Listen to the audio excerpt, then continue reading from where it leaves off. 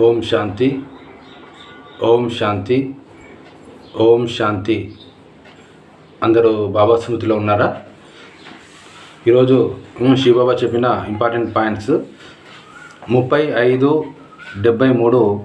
విశ్వ మహారాజు, ప్రతి ఒక్కరూ మీ బాధ్యతను మీరు తీసుకోవాలి. దీది దాది లేదా టీచర్లది బాధ్యత అని అనుకుంటే మీరు భవిష్యత్తులో వారికి ప్రజలుగా అవుతారు, కానీ రాజులుగా కాదు. ఇది కూడా ఆధీనంగా ఉండే సంస్కారము. ఆధీనంగా ఉండేవారు ఎప్పటికీ అధికారిగా కాలేరు, విశ్వరాజ్య భాగ్యాన్ని పొందలేరు. అందువలన స్వయం యొక్క బాధ్యత మరియు మొత్తం విశ్వం యొక్క బాధ్యత తీసుకునేవారే విశ్వ మహారాజుగా అవుతారు అని బాబా చెప్తున్నారు. కాబట్టి ప్రతి ఒక్కరూ మీ యొక్క బాధ్యత తీసుకోవాలి అని బాబా చెప్తున్నారు. బాధ్యత తీసుకున్న వాళ్ళే మహారాజుగా అవుతారు, ఆధీనంగా ఎప్పుడు కారు. ఎప్పుడు కూడా మనము వాళ్ళు చేస్తారు వీళ్ళు చేస్తారని ఎప్పుడు అలా అనకూడదు. అలా చేయడం ద్వారా అలా అనుకోవడం ద్వారా ఏమవుతుంది, భాగ్యం అనేది వాళ్ళకి పోతుంది అని బాబా చెప్తున్నారు. Next point 13-6-73. బ్రాహ్మణ జన్మ యొక్క విశేషత. బ్రాహ్మణ జన్మకి ఉన్న విశేషత మరే ఇతర జన్మల్లో ఉండదు. బ్రాహ్మణ జన్మకు ఉన్న విశేషత మరే ఇతర జన్మల్లోకి ఉండదు.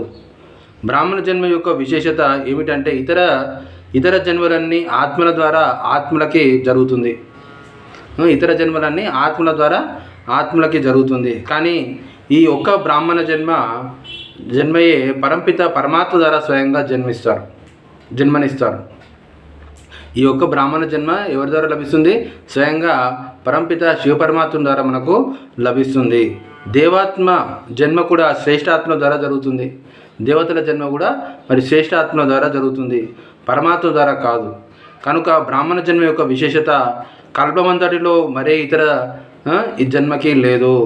బ్రాహ్మణ జన్మ యొక్క విశేషత మరి ఏ ఇతర జన్మల్లోనూ లేదు అని బాబా చెప్తున్నారు. Next point 23-5-74. పురుషార్థం యొక్క ప్రత్యక్ష ప్రమాణ రూపం. పురుషార్థం యొక్క ప్రత్యక్ష ప్రమాణ రూపం. శాంతిలో శాంతి ఉండటం గొప్ప విషయం కాదు, కానీ అశాంతి వాతావరణంలో కూడా శాంతిగా ఉండాలి. దీనినే జ్ఞాన స్వరూప, శక్తి స్వరూప, స్మృతి స్వరూప మరియు సర్వగుణ స్వరూపం అని అంటారు. రకరకాలైన కారణాలు ఉన్నప్పటికీ స్వయం నివారణ రూపంగా అవ్వాలి. దీనినే పురుషార్థం యొక్క ప్రత్యక్ష రూపం, ప్రమాణ రూపం అని అంటారు. శాంతిలో శాంతి ఉండటం గొప్ప విషయం కాదు, అశాంతి వాతావరణంలో కూడా మీరు శాంతిగా ఉండాలి. దీనినే జ్ఞాన స్వరూపం, శక్తి స్వరూపం, స్మృతి స్వరూపం మరియు సర్వగుణ స్వరూపం అని అంటారు. రకరకాలైన కారణాలు ఉన్నప్పటికీ స్వయం నివారణ స్వరూపంగా అవ్వాలి. దీనినే పురుషార్థం యొక్క ప్రత్యక్ష ప్రమాణ రూపం అని అంటారు. అచ్చా. ఓం శాంతి. మధురాతి మధురమైన ఆత్మిక తండ్రికి ఆత్మిక పిల్లల యొక్క ప్రియ స్మృతులు మరియు నమస్తే.